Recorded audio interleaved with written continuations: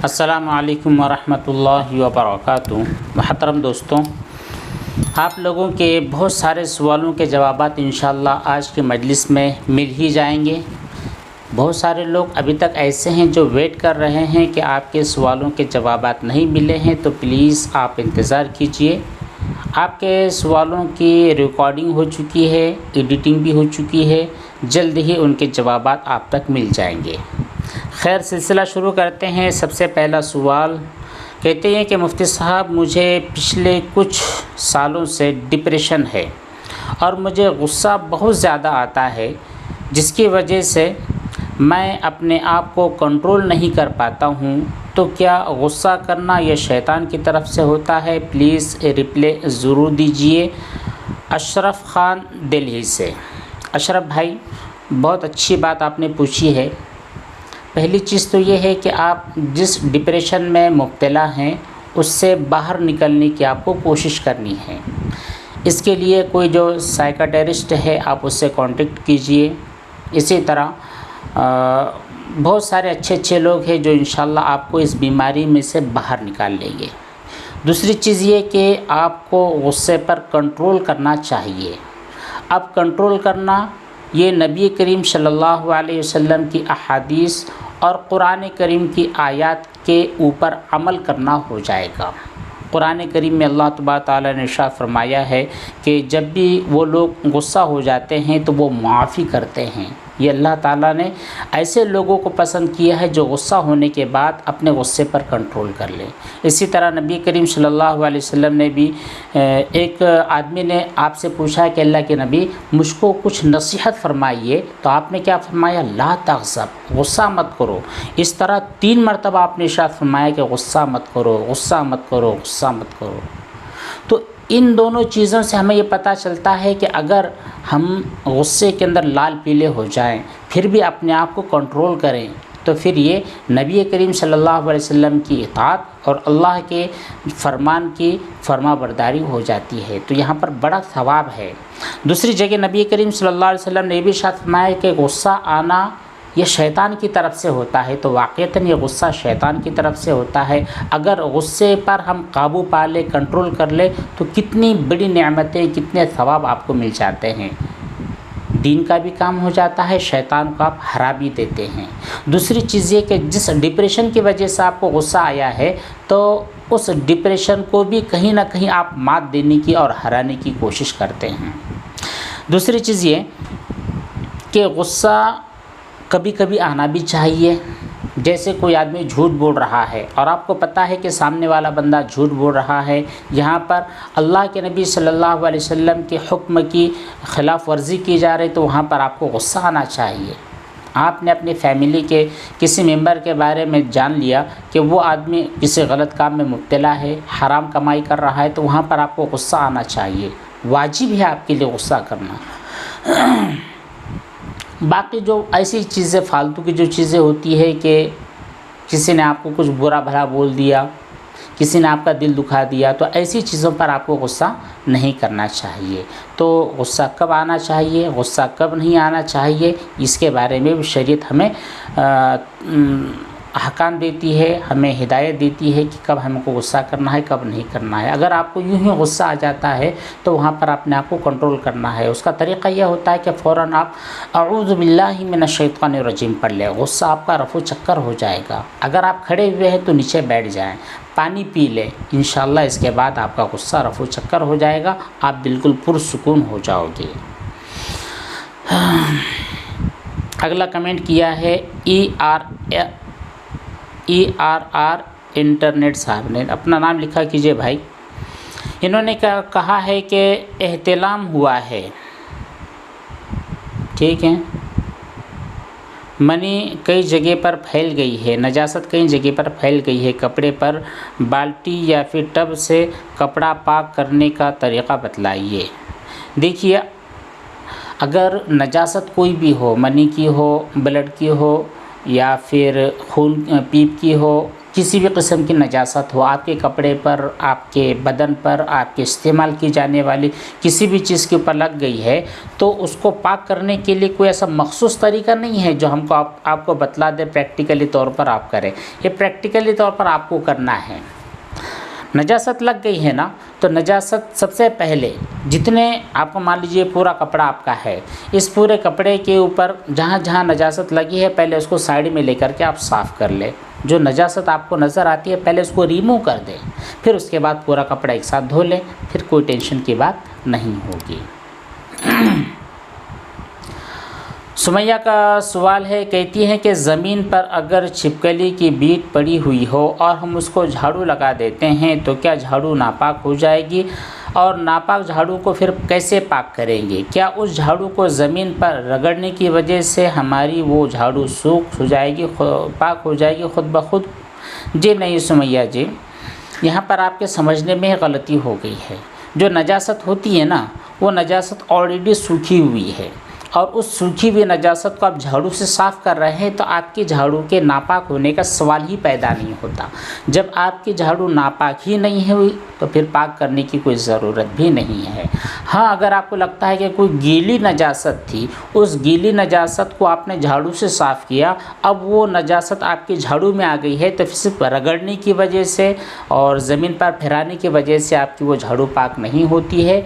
उसके लिए बाकायदा ज़रूरी होता है कि आप उस झाड़ू को अच्छी तरह धो ले। एक मरतबा पानी डाल दे, जब उससे पानी का टपकना बंद हो जाए तो दोबारा पानी डाले, फिर तीसरी मरतबा में भी पानी डालकर उसको साफ़ करें। तो दोनों किस्म की नजासत के लिए अलग अलग अहकामात है, आपको समझ में आ गया होगा। नुसरत खान कहती हैं, सलाम पेश करती हैं, वालेकुम सलाम। इनका कहना यह है कि मुफ्ती साहब प्लीज़ अगले एपिसोड में मेरे सवाल का जवाब ज़रूर दे दीजिए, क्योंकि मैंने पिछले 6 दिन पहले आपके एक स्पेशल एपिसोड के ऊपर सवाल किया था।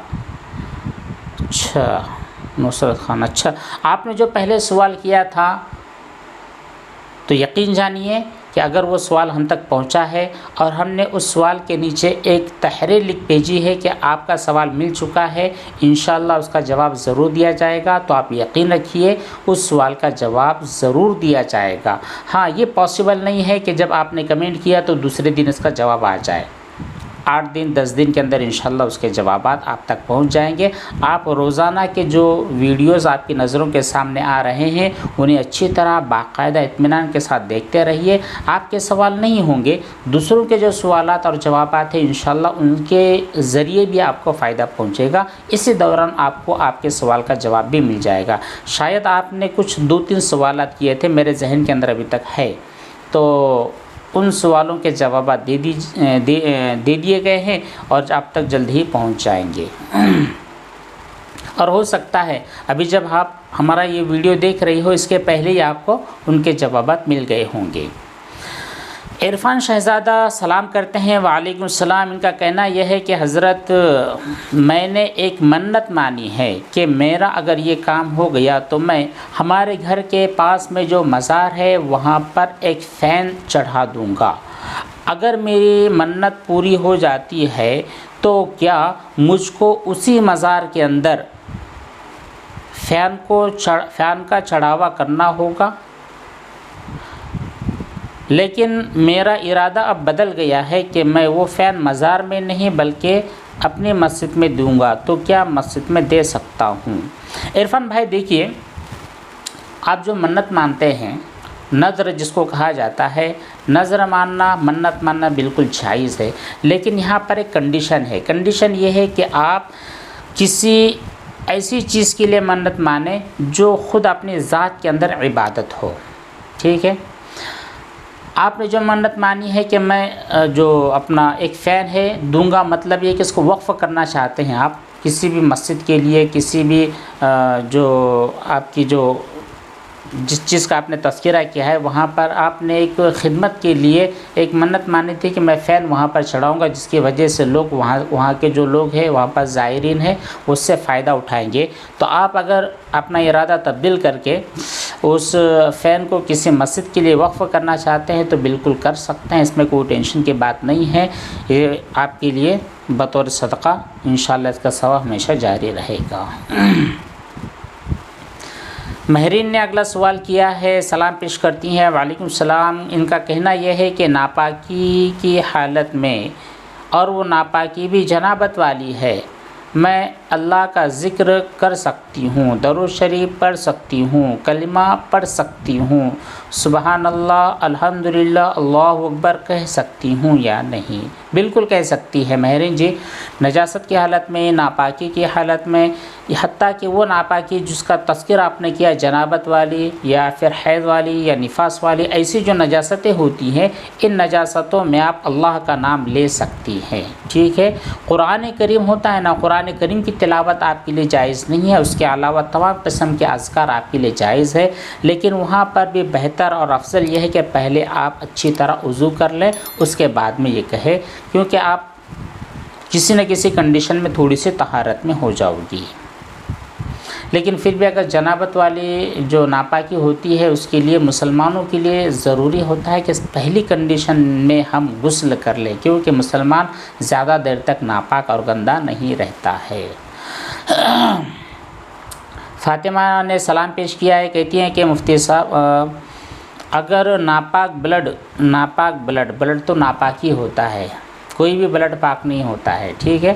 कहती है कि अगर नापाक ब्लड शलवार पर लग जाए और साबुन और ब्रश वग़ैरह से भी धोने के बाद भी उसके निशानात ख़त्म नहीं हो रहे हैं, तो क्या अब वो कपड़ा हमेशा हमेशा के लिए नापाक हो जाएगा?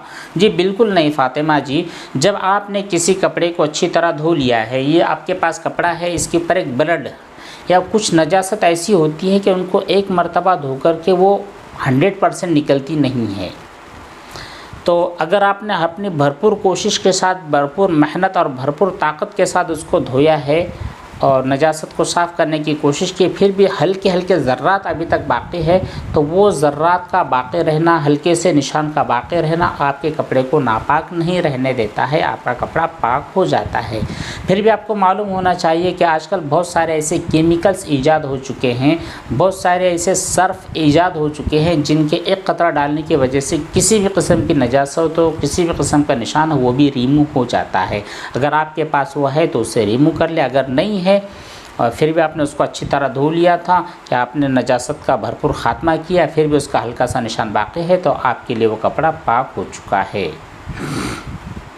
अरबाज़ भाई कहते हैं कि मुफ्ती साहब, लेकिन 2 या 3 मिनट तक गुसल खाने से पानी निकलता जा रहा था। अच्छा अरबाज़ भाई, आपने पहले वीडियो का रेफरेंस दिया है शायद, जहाँ पर आपने कहा था कि आपने गुसल किया, गुसल करने के बाद में वहाँ का जो पाइप था वो गंदे पानी में गिरा हुआ था। फिर बाद में एक बंदा आया, उसने उसी गंदे पानी के जो नल था, वो जो नली थी, उस नली को उठाकर उसने बाल्टी में डाल लिया, तो अब बाल्टी का पानी नापाक हो गया। फिर आदमी ने उसी से गुसल कर लिया, तो अब वो पाक है या नापाक, तो उसकी बात छोड़िए।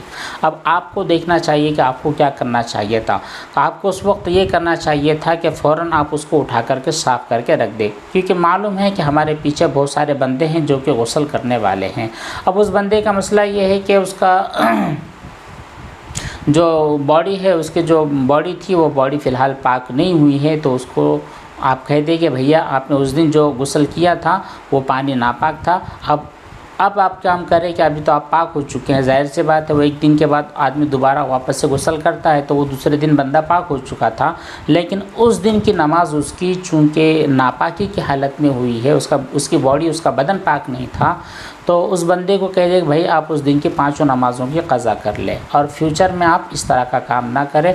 अगर आपके पास से कोई गलती होगी तो उस गलती को सुधारने की भरपूर कोशिश करें। अस्सलाम वालेकुम रहमतुल्लाह। वालेकुम सलाम। मुफ्ती साहब, मैं इनामुल हसन चांदवड़ से बोल रहा हूँ। अच्छा इनाम भाई कहते ये हैं कि हमारी एक बोलेरो गाड़ी है जो कभी कभार हमारे दोस्त लोग ले जाते हैं, लेकिन हमको पता नहीं होता है कि उसमें पाक लोग बैठते हैं या नापाक। तो क्या अब हमारी गाड़ी की तमाम सीटें नापाक हो चुकी है? नहीं इनाम भाई, आपकी गाड़ी की सीटें नापाक क्यों होंगी?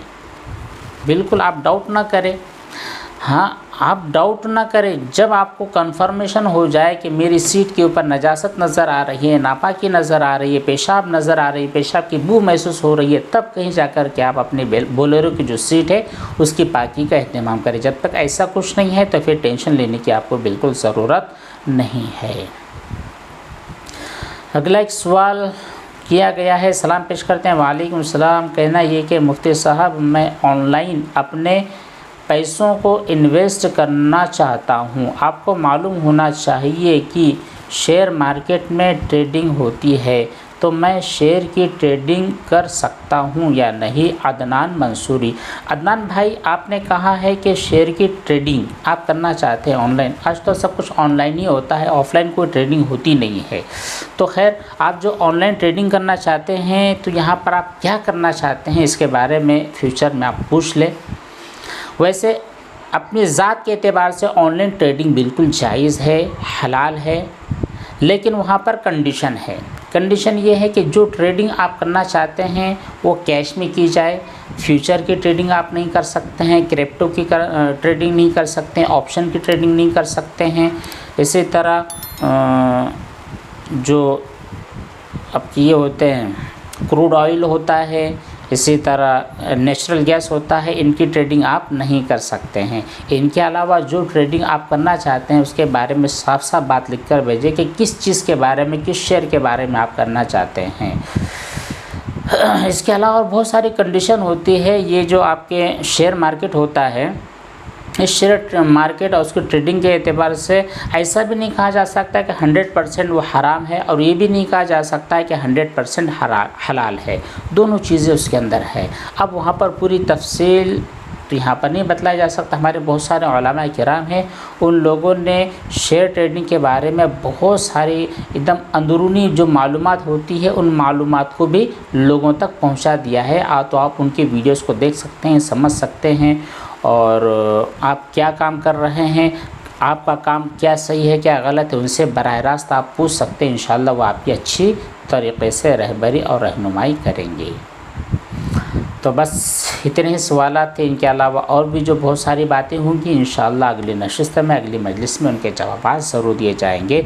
अल्लाह तबारक तआला हम सबको अमल की तौफीक बख्शे। आखिर में एक बात यह है कि आप लोगों ने अगर सवाल किया है, कमेंट किया है किसी भी प्लेटफॉर्म पर, वहाँ पर नीचे अगर आपको जवाब मिल चुका है कि प्लीज़ आप इत्मीनान रखिए, आपके सवालों के जवाब आपको जल्दी ही मिलेंगे, तो फिर इंशाअल्लाह जवाब ज़रूर मिल ही जाएंगे। अस्सलामु अलैकुम वरहमतुल्लाहि वबरकातुहू।